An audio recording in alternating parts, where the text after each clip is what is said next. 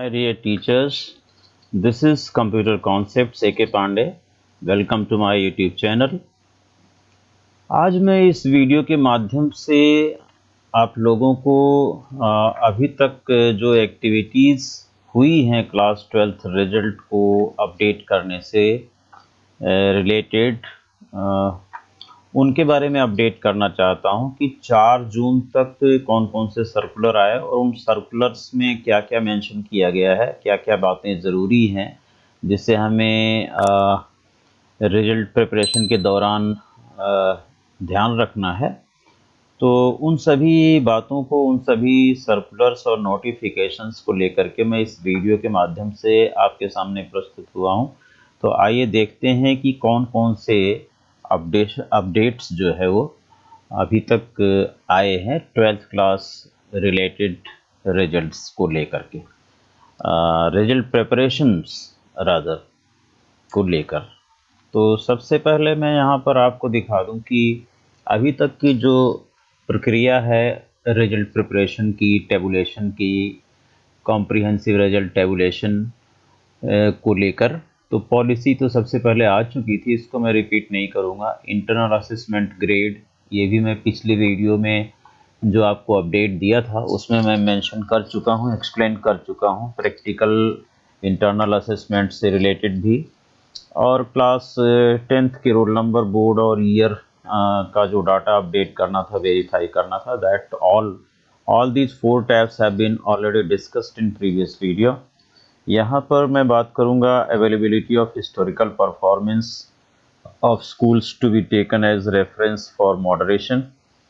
It is now available.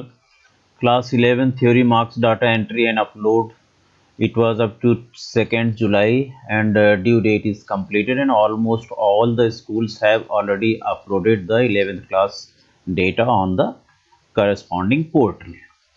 ये जो process है, ये जो प्रक्रिया है इस टाइप की जो class 12th theory marks data entry and upload, its last date is 5/7/2021 and it is currently going on.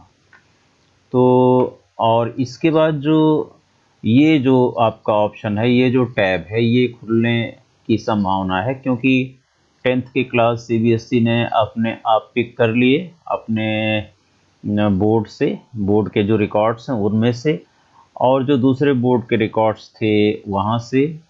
और अब जो है 11th का डाटा अपलोड हो चुका है जिसका 30% कैलकुलेट होकर के 12th क्लास की मार्कशीट में जाना था। 12th क्लास का डाटा अपलोड किया जा रहा है जिसका 40% 12th क्लास की मार्कशीट में जाना था अल्टीमेटली। और जब 12th का डाटा अपलोड हो जाएगा तब हमारे सामने एक और ऐसी स्प्रेडशीट आएगी जिसमें 10th का मार्क्स जो 30% है वो दिख सकता है आपको, साथ साथ 11th के मार्क्स और उसका 30% जो भी है वो दिखेगा, और 12th के जो 40% मार्क्स आपके फाइनली 12th क्लास की मार्कशीट में लगने जा रहे हैं वो सभी दिखाई पड़ेंगे। और उसको हिस्टोरिकल डेटा के साथ मैच और मॉडरेट करके हमें फाइनल शीट तैयार करके उसे अपलोड करना होगा, फाइनलाइज करना होगा। तो ये वाला जो स्टेप है, ये वाला जो प्रोसेस है, क्लास 12th का थ्योरी मार्क्स अपलोड करने के बाद ही आपके सामने CBSE ओपन करेगा। तो ये चीज़ें हैं, ये चारों में से 3 टैब्स इस समय वर्किंग हैं, चल रहे हैं, और ये just after the upload, completion of the upload of class 12th theory marks, this will be opened by CBSE most probably.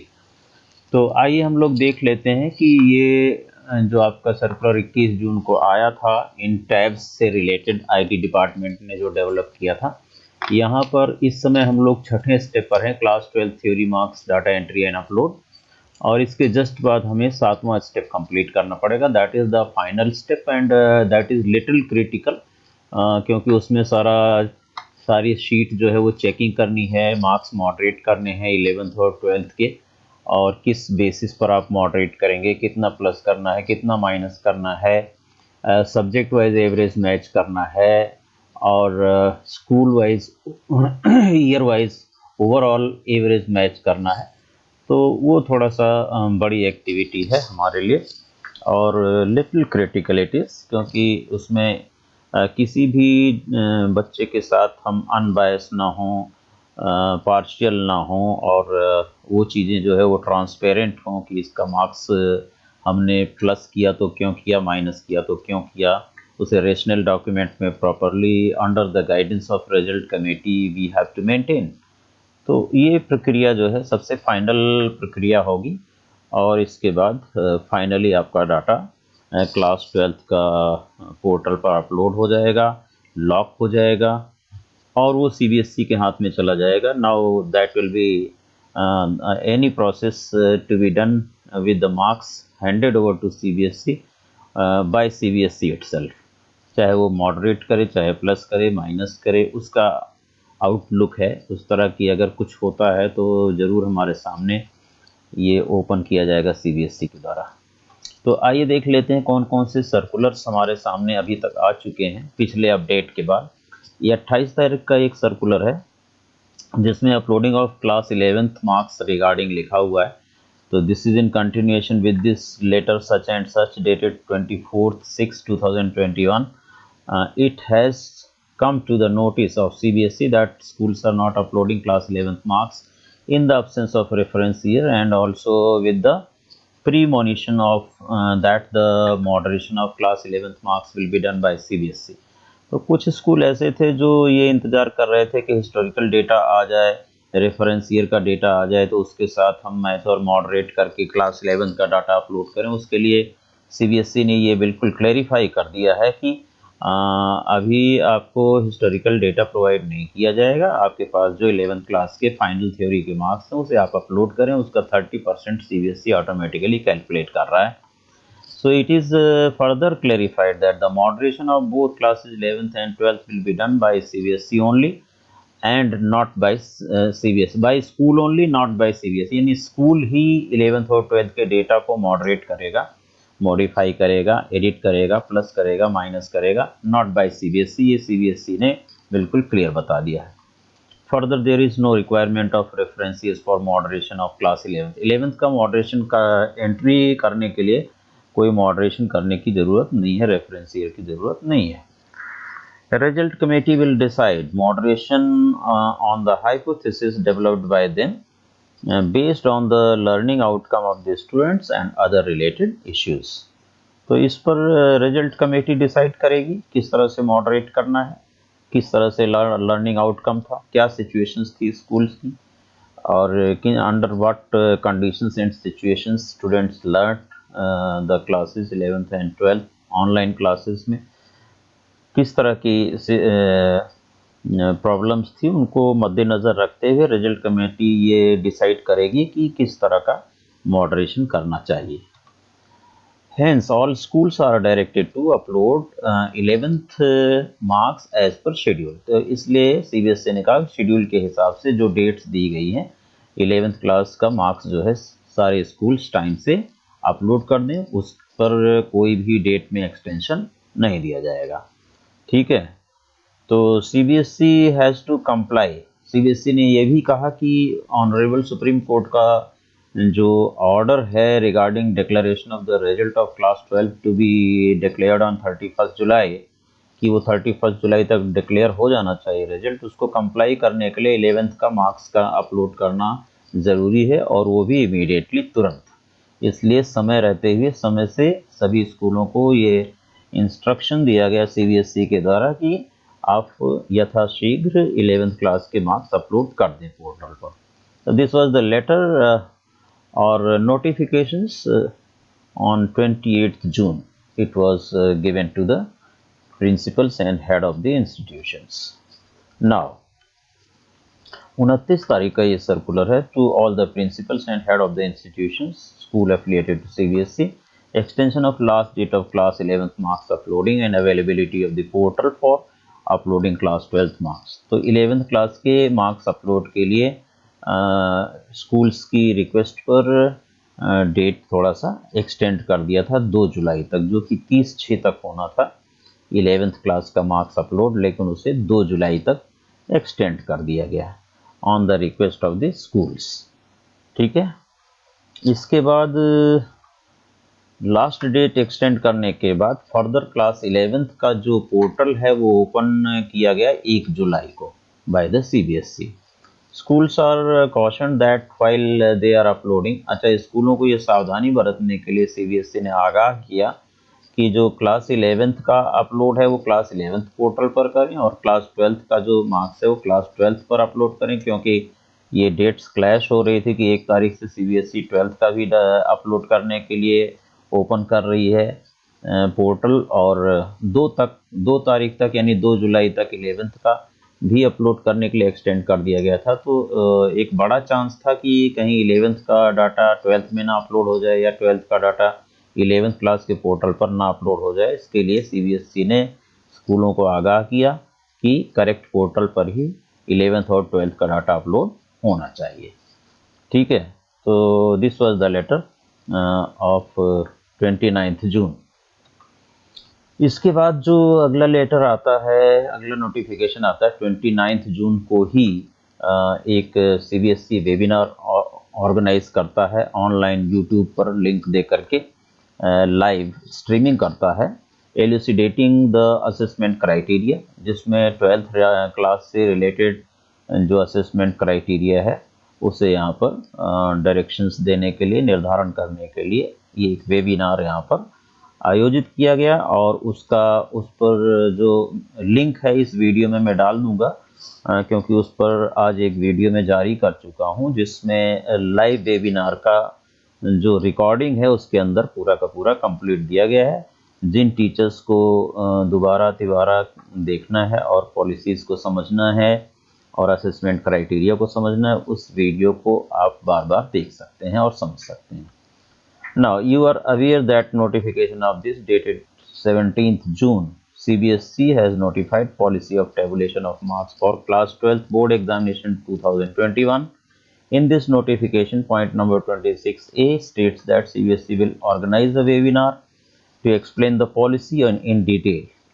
According to CBSE is holding a webinar on 2nd July 2021. तो 2 जुलाई 2021 को ये webinar आयोजित किया जा चुका है और लगभग 1.5 घंटे के आसपास ये वेबिनार चला था, जिसमें डॉक्टर संयम भारद्वाज जो कंट्रोलर ऑफ एग्जामिनेशन हैं उन्होंने एड्रेस किया, और जो चेयरमैन है सीबीएसई के और तमाम जो पर्सनालिटीज़ हैं, अथॉरिटीज़ हैं सीबीएसई की, उन्होंने एड्रेस किया और जो भी असेसमेंट क्राइटेरियाज हैं उनको विस्तार पूर्वक उसमें आपको एक्सप्लेन किया गया। टाइम और लिंक लगभग 2:30 बजे ये वेबिनार आयोजित किया गया। यूट्यूब का जो चैनल है बोर्ड एग्जाम एट सीबीएसई, इस पर जाकर के भी देखा जा सकता है। साथ साथ मेरे चैनल पर भी उसकी रिकॉर्डिंग एक वीडियो के फॉर्म में आज ही रिलीज़ हुई है, अवेलेबल आपको कराई गई है। चूँकि मैं पिछले 2 दिनों से आउट ऑफ स्टेशन था, इसलिए उसे समय से नहीं अपडेट कर पाया आपको, उसके लिए मैं आपसे क्षमा याचना चाहता हूं। लेकिन जैसे ही मैं बाहर से आया तुरंत ही मैंने उस वीडियो को आपके लिए रेफरेंस के लिए आपको रिलीज़ किया वीडियो को। All the members of are requested to kindly attend the above webinar for clear understanding of the policy and also information on related issues। तो सभी जो कमेटी के मेंबर्स हैं, रिजल्ट कमेटी के, स्पेशली चाहे teachers हों, principles हों या एक्सटर्नल स्कूल से टीचर्स हों, तो उन सभी को ये वेबिनार देखना चाहिए, ज़रूरी था। किसी कारणवश अगर आपसे वो छूट गया है, नहीं हो पाया है, तो आप मेरे चैनल पर जा कर के वो वेबिनार देख सकते हैं। उसके अंडर जो पॉलिसीज़ हैं किस तरह से एक्सप्लेन की गई हैं, जो इन्फॉर्मेशन दी गई हैं, उसे अच्छी तरह से समझ करके क्लास 12th के मॉडरेशन, रिजल्ट के मॉडरेशन में और मैचिंग में उसका इस्तेमाल कर सकते हैं, just to produce the fair and transparent result for the students. तो इसका जो लिंक है, आपका जो वेबिनार हुआ था वो इस वीडियो के डिस्क्रिप्शन बॉक्स में मैं दे दूंगा। तो इसके जो पॉइंट्स थे वो क्या थे वेबिनार के, कि kindly watch the live session on YouTube link on this channel, doubt if any the same may be noted and raised on YouTube itself, kindly ensure that no question should be repeated. तो ये चूंकि ये webinar हो चुका है तो मैं इन points को यहाँ पर ज़्यादा मेंशन नहीं करूँगा, इसलिए आप को बस मैं यही कहूँगा कि अगर आपने वेबिनार से गो थ्रू नहीं हुए हैं तो आप मेरे चैनल पर जा कर के उस लिंक के थ्रू उस कंप्लीट वेबिनार को आप देख सकते हैं, that is recorded and I mean given for you in the form of A video. तो ये था। इसके बाद आपका एक ये 30 तारीख को सर्कुलर आता है for the principals and head of the institution, subject change cases, clause 14 and absent of in class 12th regarding the following may be noted in reference to the result tabulation policy of class 12th। तो यहाँ पर क्या है कि vide clause 14 of the result tabulation policy for class 12 the school were informed to use average of best 3 subject for awarding marks in class 11th in respect of the subject that has been changed from class 11 to class 12th।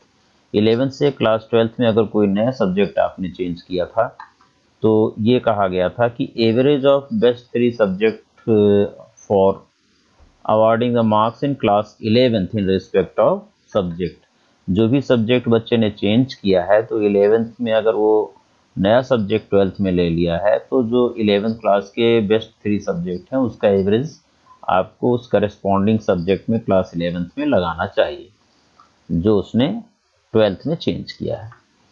Certain instances have been reported by the school where there is either change of the total subjects or only one or two subjects of class 11th are being offered by the students in their class 12th after due approval from the CBSE and rest of the subjects of class 11th have been changed to new subjects।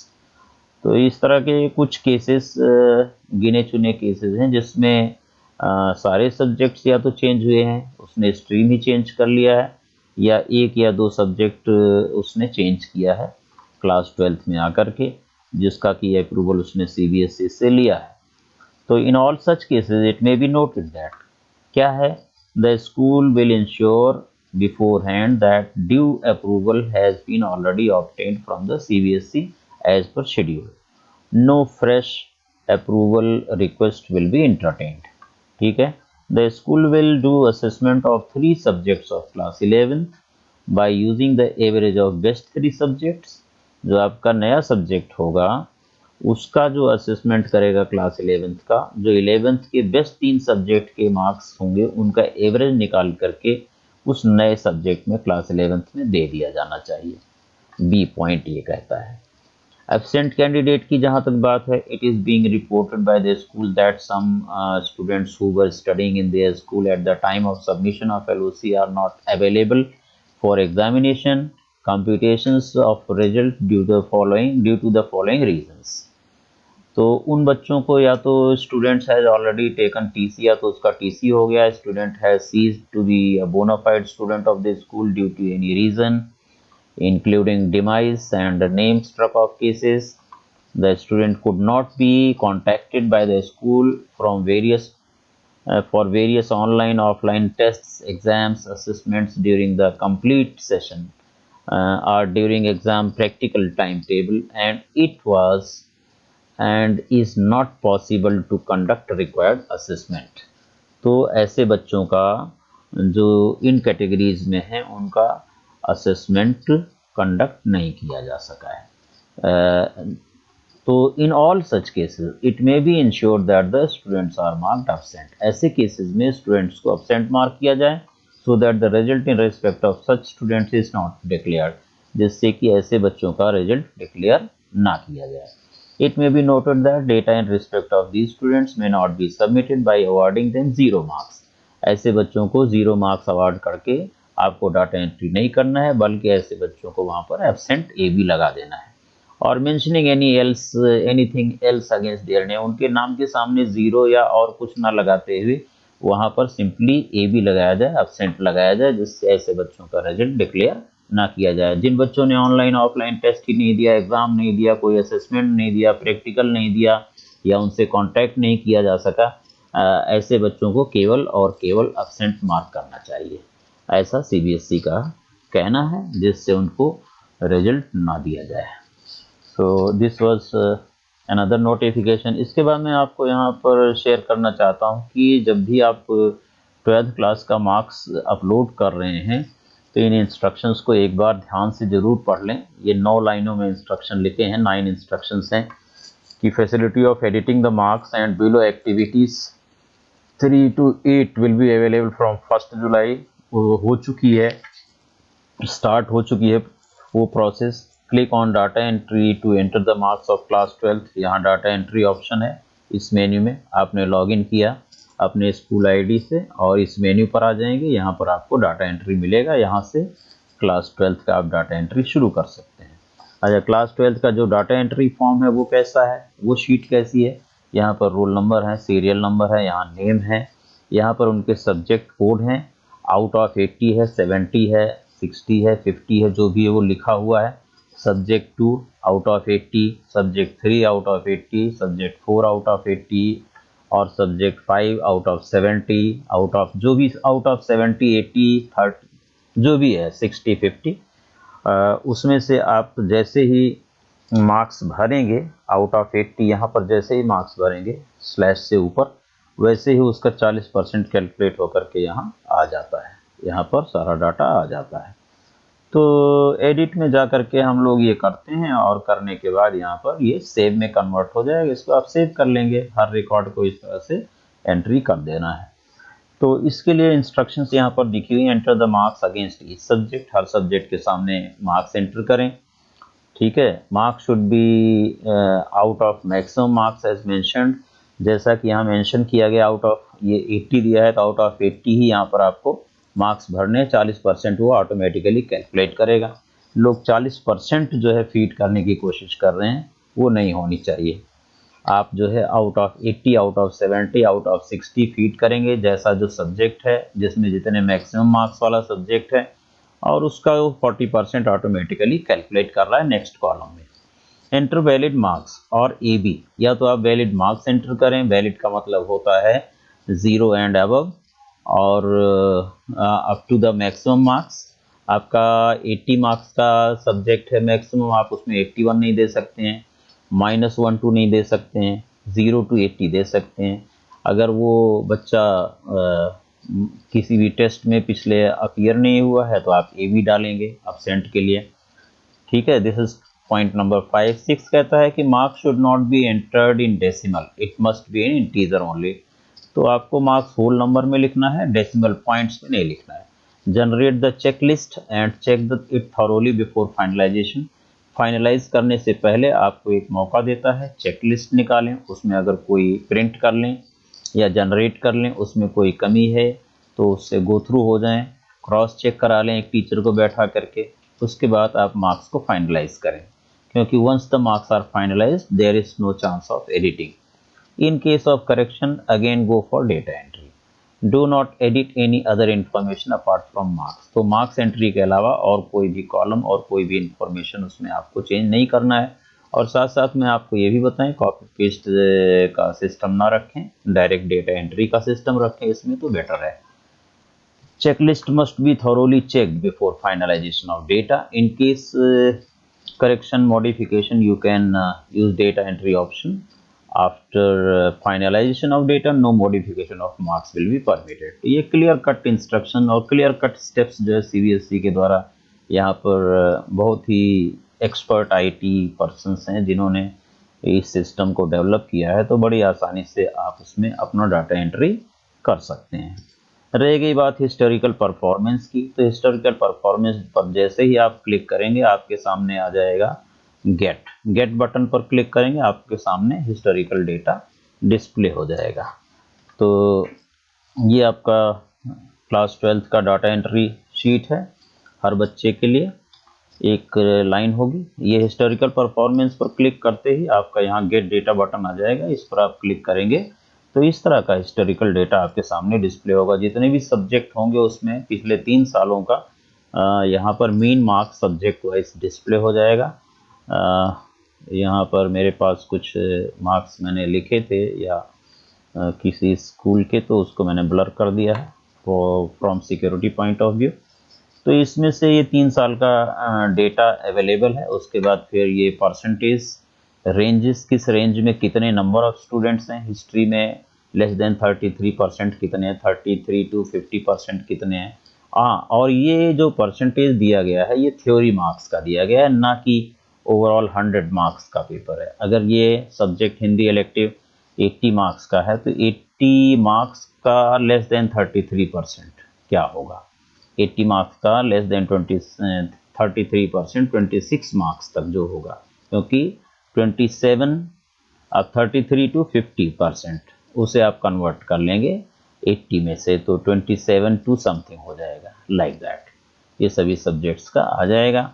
इसमें से आपको ये देखना होगा कि हमारा जो 2018, 2019, 2020 में से कौन सा हमारा रेफरेंस ईयर है। जैसे यहाँ पर रेफरेंस ईयर इस 2019 दिया है, जिसका एवरेज मार्क्स 54.63 होगा, यहाँ पर 54.63 दिया होगा, तो आपको रेफरेंस ईयर यहाँ पर 2019 के मीन मार्क्स मैच करने पड़ेंगे बाद में।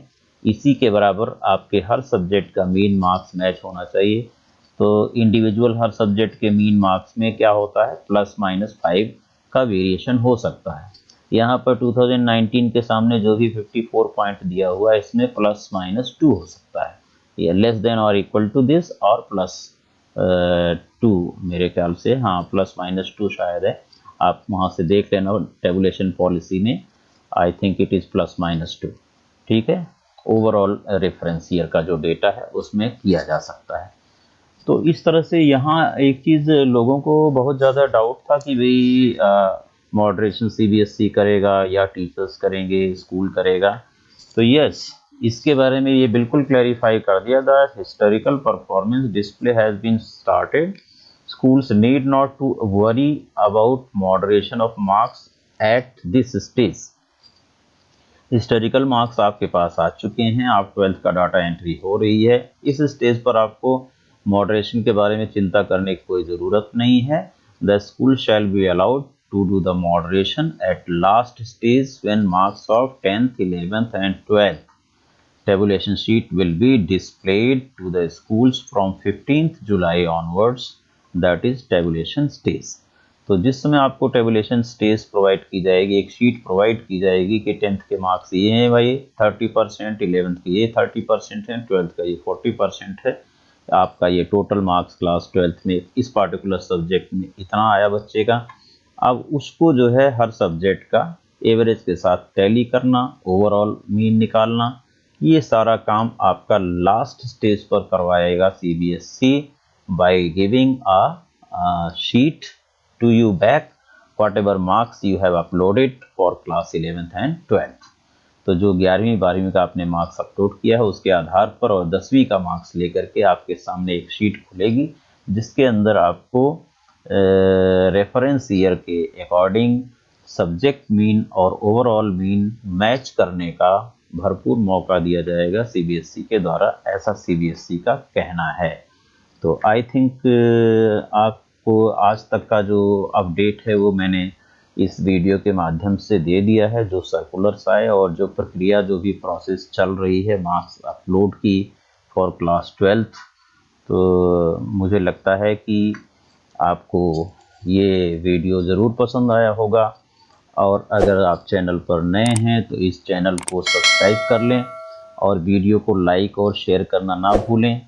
अपने कोई सुझाव हैं, कोई कमेंट है तो आप कमेंट बॉक्स में लिखें, और इससे पहले जो आपका ये वेबिनार हुआ था उस वीडियो का लिंक आपको डिस्क्रिप्शन बॉक्स में दे दिया जाएगा। तो चलिए फिर इसे यहीं पर समाप्त करते हैं और मिलते हैं अगले वीडियो में। तब तक के लिए नमस्कार। Thank you very much for watching. Thank you.